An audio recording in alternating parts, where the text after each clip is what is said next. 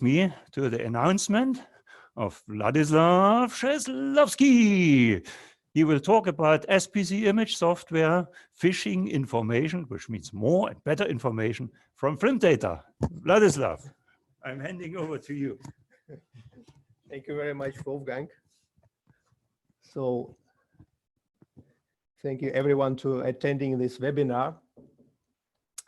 And so we start the presentation. As Wolfgang said, today the black box which we'll present will be SPCImage, and we try to get most information from the data which we collect during the experiments.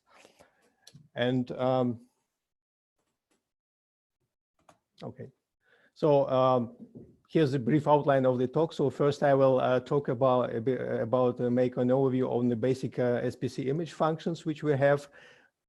We talk about the deconvolution, which is an important notion in the SPCImage analysis, about decay models, about the instrument response function, which is a crucial thing for analyzing the data. We talk which fitting algorithm we have in our SPCImage software, and finally I will conclude the talk with the phasor plot analysis, which is also quite useful thing as we show later. So basically, first I will talk about what do you have at the as an outcome of the experiment. You will get, as you probably most of you use the already use the SPCImage software, you get a color-coded image where the colors represent the lifetimes. And here, for example, you see the short lifetimes are encoded in the red color, blue, the long lifetimes encoded the blue colors, and in each pixel of your image you have a specific decay curve, and thus you can analyze data using the using these decay curves to determine the lifetimes, determine the amplitudes. Yeah, and in this way, for example, the next image shows you the options. One option, you can color code the fluorescence lifetime, fast fluorescence lifetime, fast contribution. You can color code the long lifetime T2. So as well, you can represent the data in terms of the amplitudes of the fast and slow components here, which you see on this image. And of course, you can do kind of a math. You can relate the fast and slow components in terms of the lifetimes, and you can relate the fast and slow components in terms of the amplitudes, and you can represent make this kind of representations in the software. But so when you record the data, what is recorded is actually not a fluorescence decay. Eh? If you think about the fluorescence process, it's just a depopulation of the excited states to the ground state, and then what you should normally see, you should see only the decay, but no rise edge of the full decay curve. So and when you think about it, you start to think, well, fluorescence is excited not only fluorescence is excited by the pulses of which has a finite bandwidth, yes, and then you have also in the system a detector which works at the finite speed. You know, so this has a contribution to the full decay curve. So it's not simply the fluorescence decay; it's something else. And what you see on the next slide, it's actually what you see is a convolution. Yeah, what you measure is a convolution of the real fluorescence decay with the instrument response function. And instrument response function has actually a contribution from all the optical elements which you have in the path. It has a contribution from the laser, which can be represented like sub-pulses, and then each sub-pulse causes the fluorescence decay. And it can be also, the system depends on the detector. So it's influenced by the detector instrument response function. So you can also represent the response of the detector as sub-pulses, and then you have a fluorescence recorded by the sub-pulses of the detector response. And finally, if you combine everything together, you get a you get an instrument response function, real instrument response function, which is influenced both by the laser, by the detector, but also by some other optical elements which you have in your microscope. So that's why you have actually a rising edge on the function which you record in the experiment. The next slide actually shows you the problem, and the problem is the following. So you need to get a true decay fluorescence decay curve, and can we remove this? It's closed everywhere. Thank you. So and the problem here is that the convolution which you have, it cannot be readily reversed. So there's basically no analytical solution for the fluorescence decay function as a function of the measured decay and the instrument response function. So this is a problem. So how can this problem be solved, and how it's solved not only in our software, but it's solved in general for the fitting method. So first the user selects a model function for fluorescence decay on the first step, and this can be either the single exponential decay, it can be double exponential model, it can be triple or more exponent model. This is the first step. On the second step, the software fits this model function with the data in the specific pixel, in one pixel, and we will see it when I go to the real examples of the data. Go to the SPCImage software, and then finally on the final step, then after the fitting fitting in the specific pixel, the software runs the fit procedure in each pixel of the image, and then you get a full image with where in each pixel contains the data, fluorescence data, fluorescence decay curve. Well, which model you have, a model function you have to choose. You have many options. You have 1, 2, 3 exponents, maybe 4 exponents. Which one you have to choose in this case? And the first step in choosing the appropriate function, so you have to make some kind of hypothesis of what kind of sample you have, how many fluorophores you expect fluorophores in the system, or maybe you expect one fluorophore but which have 2 or 3 conformations, and then depending on this you can fit with either if it's just one fluorophore just with a rigid structure, you can fit with 1 exponent if the system has 2 fluorophores or if it has 1 fluorophore with 2 conformations, you can fit with a double exponential fit. And so you need kind of some preliminary thinking what you will use for your data analysis. And then once you are sure that more or less sure you what to expect in your system, then you check this hypothesis with the SPCImage software. And here on the lower side of the slide, you see, for example, the fitting of the decay curve with single exponential model function. And you see because of the strong there's on the bottom there's a residuals which are strongly deviate from the 0 value. You see that this is actually a poor fit. There's no chi-square here, but I show you the chi-square here is terrible. So based on already looking at the residuals on the bottom.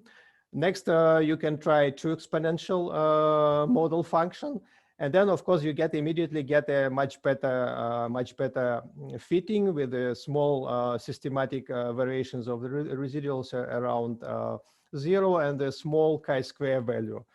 Of course, you can try also to do 3 exponential fitting, 3 exponential model, and you see it's also produce a nice results. But then of course you have to think which model you have to choose, because if the system expected to have, let's say, 3 fluorophores, then of course you choose a 3 exponential fitting. If you have 2 fluorophores, expect to have 2 fluorophores, you choose 2 exponential fitting. But if you don't know any more, if you don't know exactly what you should expect, then in this case, probably the best choice would be just to stay on the 2 exponential model and proceed with it. Yeah. What we have in our software, and I think this is a quite good thing, we have so-called incomplete decay model. Yeah? And incomplete decay model is important if you have fluorescence lifetimes, which are pretty long compared to the long or compared to the laser period. And the rule of thumb, I would say, would be to use the if the fluorescence lifetime is less than is more than let's say four more than if let's say if fluorescence lifetime is 4 times the laser period, so let's say if you have 4 nanoseconds and the laser period is 12 nanoseconds, then you better choose the incomplete decay model. And here, for example, there's fluorescing in the solution, which was excited with titanium sapphire laser operating at 80 megahertz. And if you look on the left-hand side image, you see that 1 exponential normal, 1 exponential decay model results in 3.4 nanoseconds, which is obviously less than the specified values for fluorescing in the literature. But once you use an incomplete decay model, you get the correct fluorescence lifetime. It's around 4 nanoseconds, and you may pay attention actually to the chi-squared values. You see in both cases the chi-square values are pretty good, yeah. But the data which you obtained with the 1 exponential decay model, normal one, is not correct. So you have to think also about the relation between the fluorescence lifetimes and the laser period. This is important. And the error here comes actually from the fact that when you do fitting with a 1 exponential decay mode, normal fitting, you consider this first channels which contain the photons, you consider as a background. But this is intrinsically wrong, because if you have the pulse which some photons from the previous pulse here, this cannot be already considered as a background. This is a fluorescence, a normal fluorescence from the fluorescent. So this is the origin of the error here. So the next example shows actually that it's Oregon green BAPTA, and it has quite a short lifetime compared to the laser period. It's around 2.2 nanoseconds, and you see here that both approaches, incomplete decay model and the normal model, result almost in the same result. Yeah, and this means that actually, if you have short lifetimes, you can use normal model. But to be sure, to be on the safe side, we would recommend actually there would be no mistake if incomplete decay model is used always. Yeah, but you have to bear in mind that always once you do incomplete multi-exponential model, you have to put the correct laser repetition rate. Otherwise, you will end up in the wrong fluorescence lifetimes.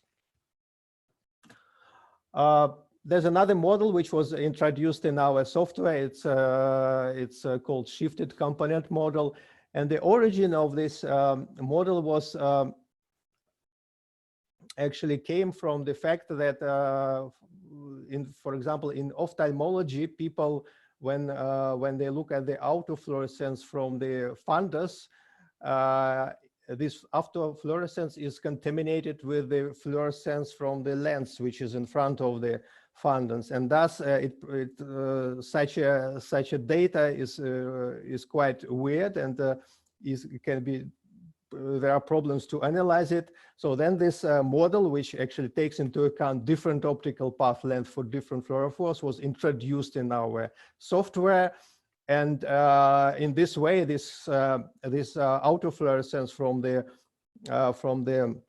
lens, which is in front of the fundus, is taken into account by the third component. It's a three exponential decay, but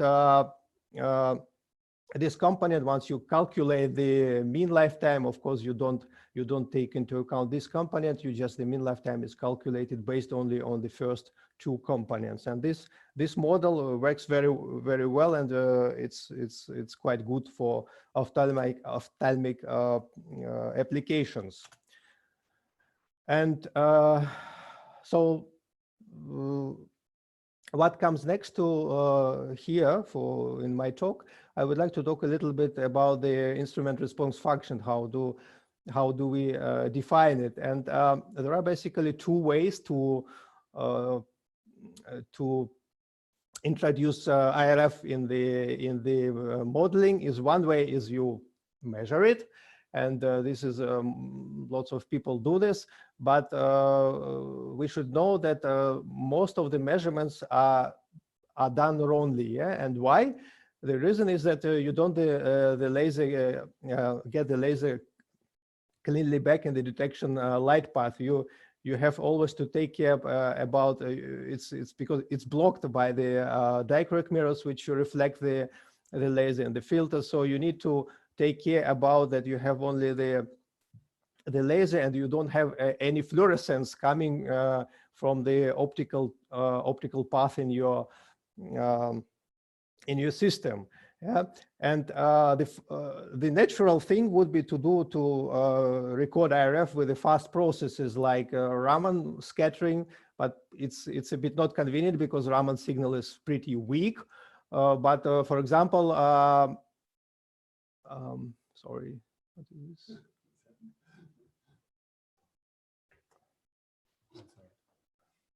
It's a bit, yeah. But okay, so I just go back. But yeah, it's very weak, so it's a problem to record it properly. You can use, of course, second harmonic generation, and this is a fast process. This can be used. And second thing is which is actually what we do in our software. We calculate the IRF from the rising edge of the decay curve, and we differentiate. And this is used for many years in SPCImage. And so the approach is you take the decay functions across the whole image, combine them, differentiate, and you get the IRF. And then the only condition for this procedure is that the fluorescence lifetime should be long compared to the expected instrument response function. Otherwise, it works pretty well. Another thing which I would like to talk here, and I will show you in the operating software how it works. We have a fully synthetic IRF approach. You can use fully synthetic IRF, and the idea is here to model the IRF by a function which is shown here, where T0 represents the width of the instrument response function. Then you convolute it with the estimate of the laser pulse and around the normal fit of the model function with convoluted with IRF to the data, and then you include T0 in this fit, and then the fit delivers the width of the IRF function for the optimum conditions. Yeah. So I will show you this during the presentation of the software working on the real files. The problem with the weight and least square method actually it's not only in our software but in general, is that it has deficiencies when you work with a low budget of photons. Yeah. So, and in fact, the noise which comes from the photon statistics in the time channel is not constant, and you can see here on these images. And one of the solutions to cope with the problem with this problem is to weight the channel data with the number of photons. But this doesn't solve all the problems because, for example, if you have no photons in some specific channel, that does mean that there's it's always the no photon in this channel. So there's also non-zero probability that would be more photons in the same channel.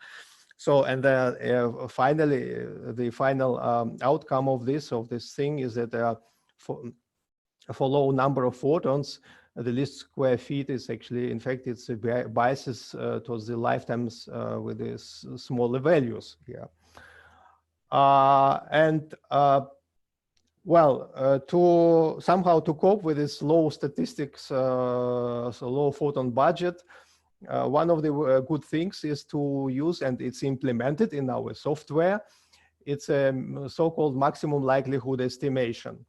And for those who are probably not familiar with this approach, it's actually you can face it actually in the everyday life. Yeah.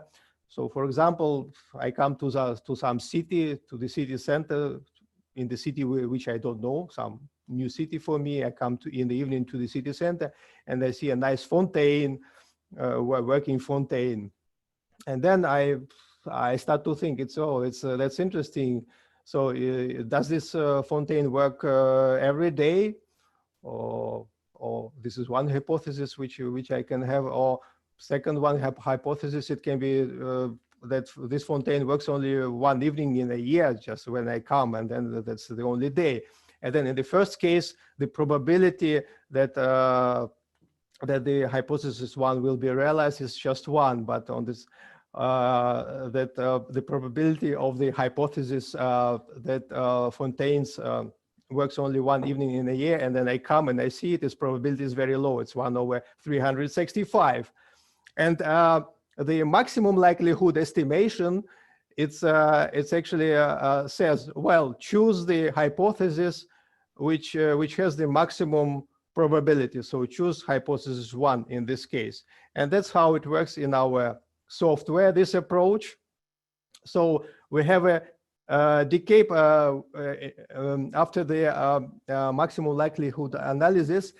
The result is that the decay we get the decay parameters from the decay curve that have the maximum probability to reproduce the data correctly. Yeah.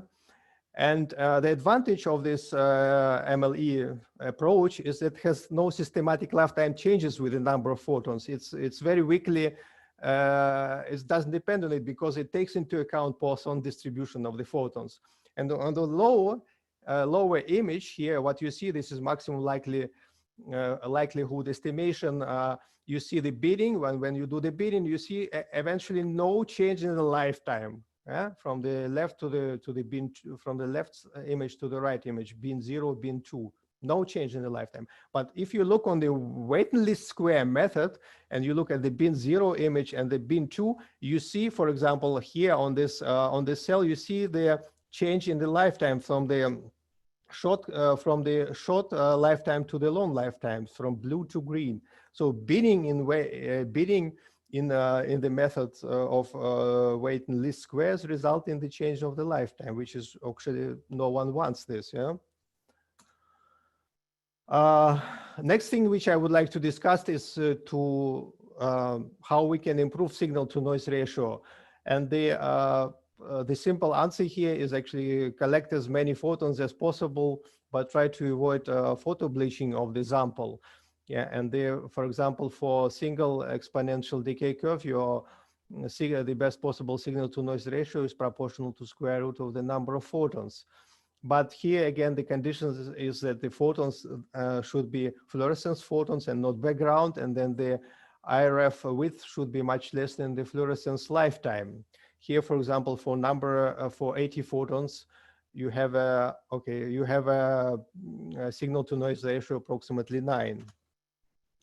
And how to increase the signal to noise ratio? Of course, you need to get more photons, and you can do binning. Yeah? Here you do binning for binning of the neighboring pixels. Yes, so you collect all the pixels together, and then you get more photons. You get better lifetime accuracy.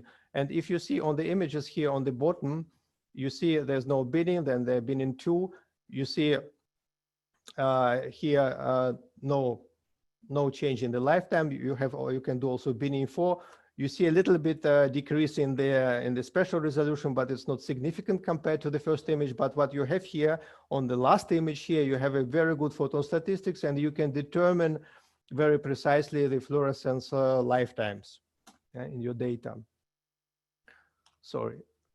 So the last model which we have in our software is based on the first moment analysis, and this is basically you determine the first moment. It's based on the average arrival time of the photons, which is determined, and this method works perfectly well. Again, if you have no background and the entire curve is analyzed. I will show this during the real time.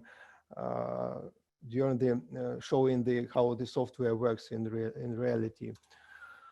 What I would like to say here, it's about different lifetimes which are used in the SPCImage software, and one is its so-called amplitude weighted lifetime, and this is mostly used with FLIM measurements and ADH, FAD FLIM, and quenching rates. And the reason why it's used here is because the amplitude weighted lifetime has a certain physical meaning. The product of the amplitude and time proportional actually to the intensity of the specific fluorophore, and thus proportional to the quantum efficiency of the fluorescence, and thus it can be easily related to the real experiments when you have a quenching by let's say donor by acceptor. Yeah. Another thing there's which we have in the software, it's intensity weighted lifetime, and it's good for comparison the data to the single exponential lifetimes when you do. And finally, I will go shortly, you have also in the software the amplitude weighted lifetime, and which is obtained using the 3 exponential decay model, where the 3rd exponent is responsible for the fluorescence of the fluorophore, which is the parasitic fluorescence of the fluorophore, which you don't want to in reality to consider. Yeah. So in the last, I would say in the last several slides, what I would like to introduce here is a phasor analysis approach, and basically it's based on the Fourier transform from the time domain, which is our method, time correlating photon counting, to the frequency domain. And here I think I found it quite funny to show how the phasor plot actually can be generated. If you have, what you have to do, you should only represent the amplitudes of the electromagnetic waves in terms of the not cosine and sine, but in terms of the exponential functions. And then you see how the vectors determine the amplitude, and you can see here also the phase of each vector and rotating. And then now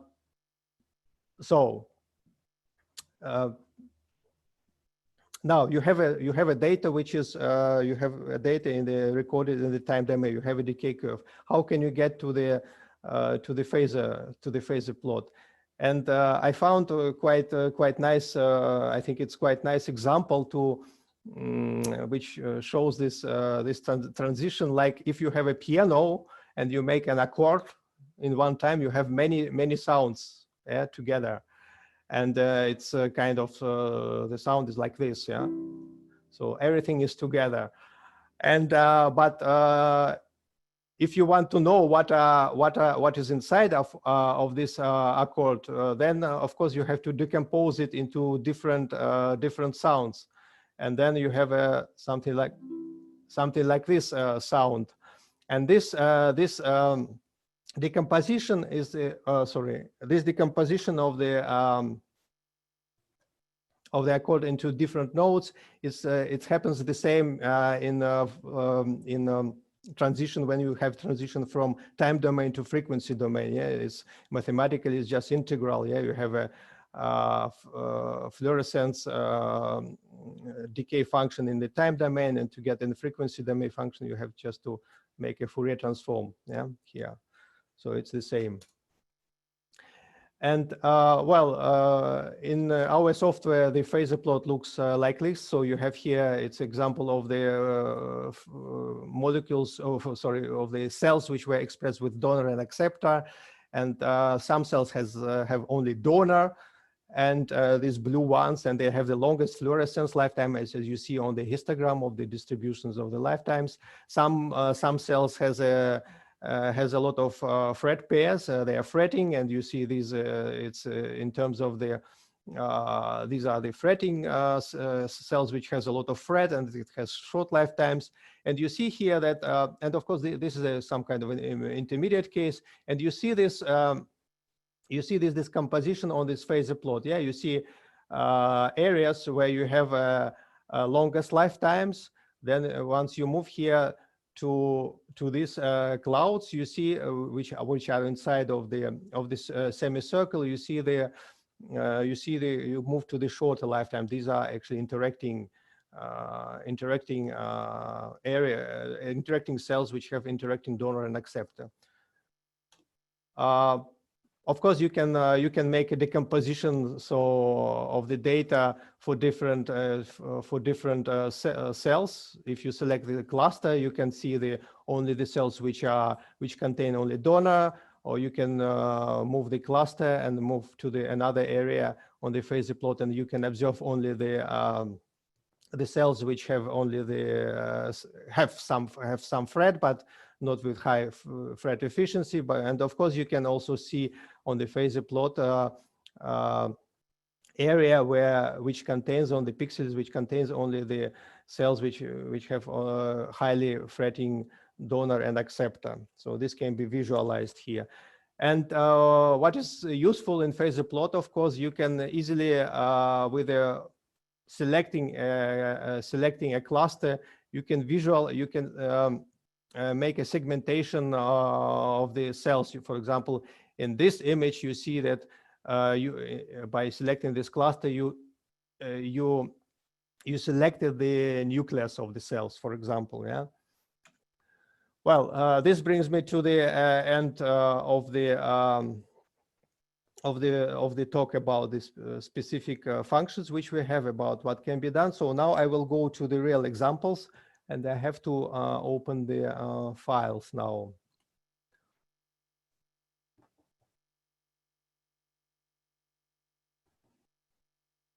Yeah. So, well, probably I will start with something simple. So I start with the rho-diamine solution.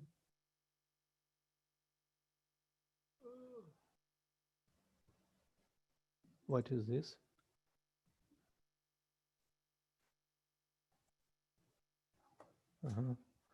Start with rho-diamine solution, and of course, this is a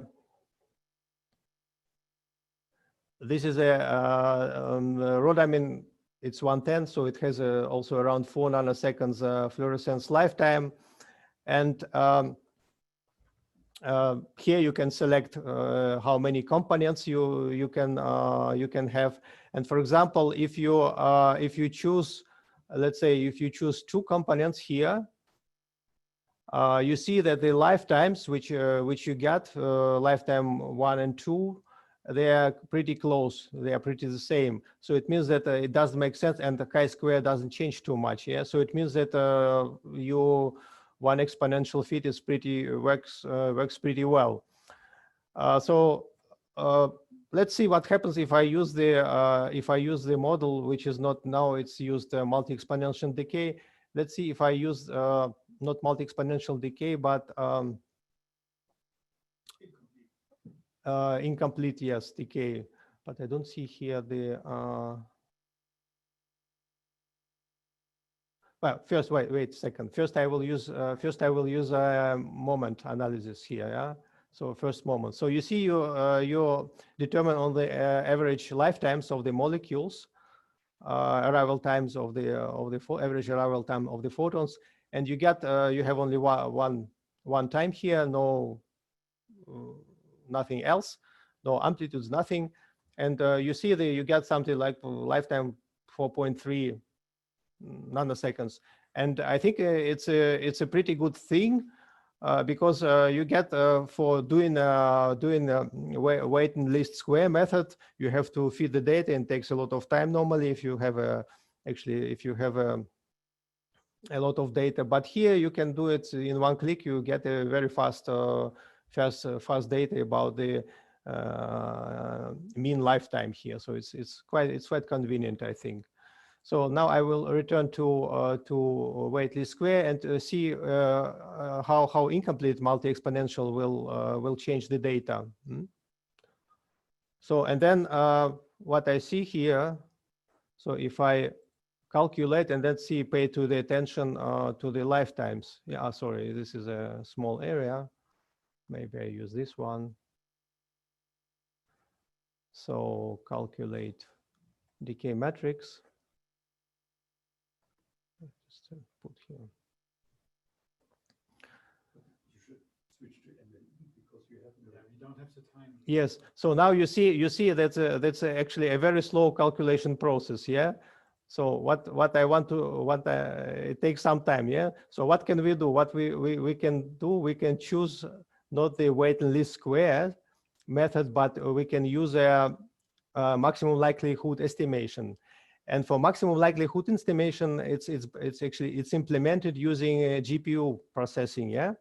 And that means that you can get very, very fast data using this method. So for example, let's see how we can do. Yeah. So you see just one click and you get the data and you have a very nice value, 3.93. So which is in the corresponds to the literature values here. Yeah? I will show the same. Well, this is a one exponential decay, and it's not a problem to. So let's see another examples. So wait, where's the other files? Open line.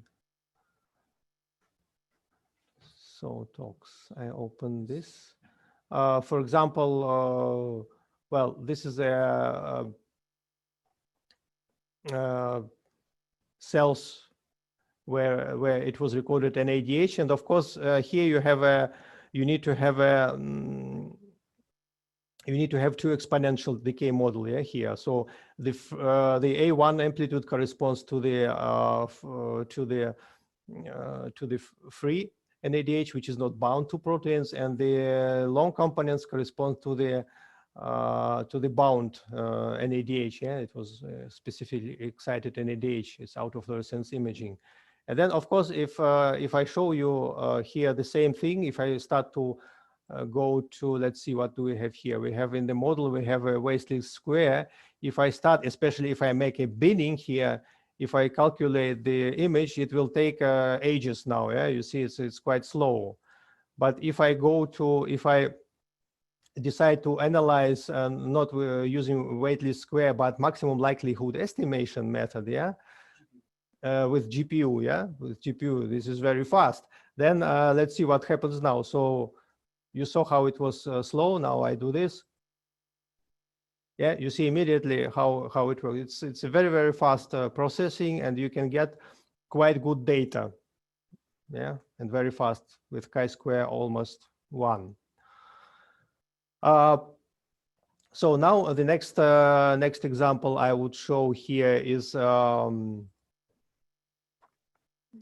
it's for example this ophthalmic FLIM, and here here you see wait, these two channels. You see here, if you look at the decay curve, you see some kind of a bump at the rising edge of this decay curve, and this bump it originates actually from the fluorescence which comes from the front lens of the eye. And if you now it's already modeled with the it's already takes into account this this autofluorescence. If I put, let's say, here 0, yeah,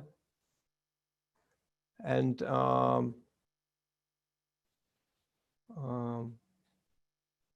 let's see, maximum, okay. Okay. So if I calculate the decay matrix, you see that actually the fitting here is not perfect. You see the systematic deviations of the from zero of the residuals here, so it's not quite nice. Yeah, but if you put this delay for the autofluorescence from the lens here, so oh, sorry, yeah, I have to type it there, 150. So okay, then you see here, you can immediately see here that the fit is much more much better. Yeah, you see the systematic deviations are significantly decreased, and then you can do a nice fitting. Yeah, of course, I show you here also on this example, for example, how the synthetic function works. We can do this, we can use this one, and then what we do, we adjust the position of the instrument response function to the decay curve, and we can also find the optimum width of the instrument response function for, let's first see how the position is already okay. And now I see you see now it's playing the width of the IRF changing, and so now this is the most optimum. Yeah, so you see here, and of course you can see the chi-square is significantly reduced here also. So this is how synthetic IRF works. Finally, I would like to show you a phasor.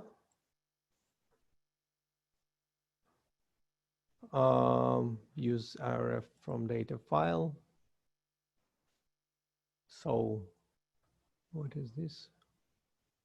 Okay, so here you see the cells which were actually in my talk. So containing only donor, that's so the cells which has donor acceptor but different Fred efficiency. And then I want to see how does it look on the phasor plot. Yeah, this. So what you see here that different clouds. The one which the cloud which is normally concentrated on the semicircle is basically if you have cloud only on the semicircle, then it means that you have only one fluorophore with some specific one lifetime. But if you have several fluorophores, or if you have, as I said, different conformation, then you always will have clouds inside the semicircle here. So now I will select the cluster which is here and combine it with FLIM. And then of course you can when you move the cluster, this circle, you see that actually not only the cells are selected, specific cells are selected, but you also that the histogram of the distribution of the lifetimes across the image is also changes. So for example, if I move here, you see that it's obviously this is the mean lifetime here is very short, and this is a fretting cells with a lot of fret. This is something like intermediate position. And if I move here with the longest lifetime, this is a donor lifetime. It of course it moves, the distribution moves to the longer fluorescence lifetimes. So you can easily visualize it. And of course, what is important here, I should say, you should put the correct laser repetition time. Yeah, otherwise you will get a different lifetime. So if I put here, you see the distribution of the lifetimes on the semicircle is completely different. Yeah. Finally, the last example which I would like to show, it's actually also about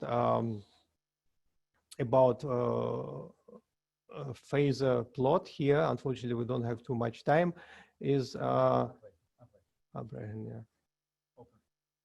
file open, but this is 999. Yes. Okay, so I choose this. For example, this one. Let's see.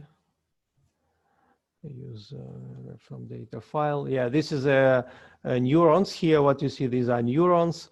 And if I do phasor analysis here on the neurons. I can make, as I showed before, I can make a combine with FLIM. I can see that, for example, this cloud corresponds to the just to the background. Yeah, here you see it's a little bit colored and it's has a long lifetime. But once I move to the shorter lifetimes here along the cloud, I see that I touch the different areas. For example, now the cytoplasm of the cells is segmented. Yeah, now for example, this cell cytoplasm segmented. Once I go to the even shorter lifetimes, I see that the nucleus now we see clearly the nucleus of the cells. So so far this is the end for phasor plot, and then I would like to come back to my presentation and actually. I can't see the presentation now. Wait. No.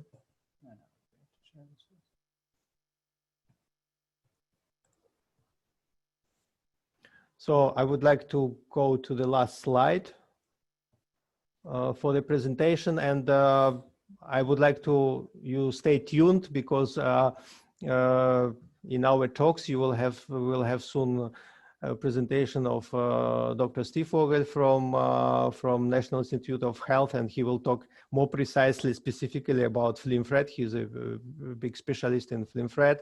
There would be Professor Amasi Periasamy from University of Virginia. He will talk about metabolism in the cancer cells using 2-photon microscopy.